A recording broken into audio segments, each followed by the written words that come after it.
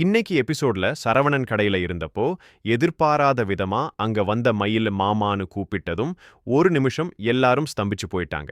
சரவணன் அவளை பார்த்ததும் கோபத்தின் உச்சத்துக்கே போய் என் குடும்பத்தை ஜெயில தள்ளுன உன்கிட்ட என்ன பேச்சுன்னு விரட்டினது பெரிய பரபரப்பை உண்டாக்கிடுச்சு.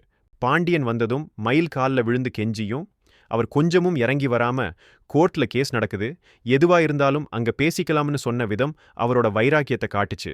ஆட்டோவை வரவழைச்சு கண்ணீரோட மயில வழியனுப்பின பாண்டியன் எந்த சூழ்நிலையிலும் குடும்ப கௌரவத்தை விட்டு கொடுக்க மாட்டாருன்னு நிரூபிச்சிட்டாரு. ராஜி கூட தன்னோட பிறந்த வீட்டுக்கு தயங்கி தயங்கி போன கோமதி வாசல்ல நின்னதும் காந்திமதி ஓடி வந்து பாசமா வரவேற்றது பார்க்கவே உருக்கமா இருந்துச்சு.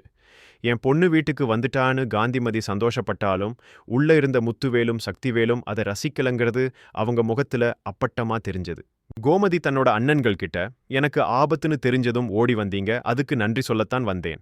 என் கையால சமைச்சு போடணும், விருந்துக்கு வரணும்னு ஆசையா கூப்பிட்டப்போ பழனி மட்டும்தான் சந்தோஷமா ஏத்துக்கிட்டாரு.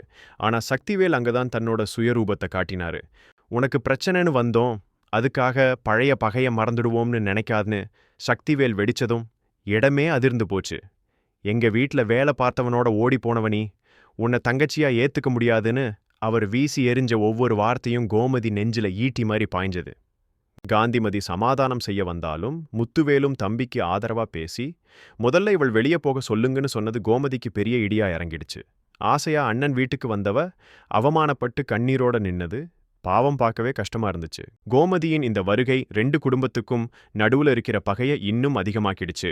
இந்த அவமானத்துக்கு பிறகு கோமதி என்ன முடிவு எடுப்பாங்க? பாண்டியன் இதுக்கு என்ன பதில் சொல்ல போறாரு? அடுத்து நடக்க போறது என்ன? உங்க கருத்தை கமெண்ட்ல சொல்லுங்க.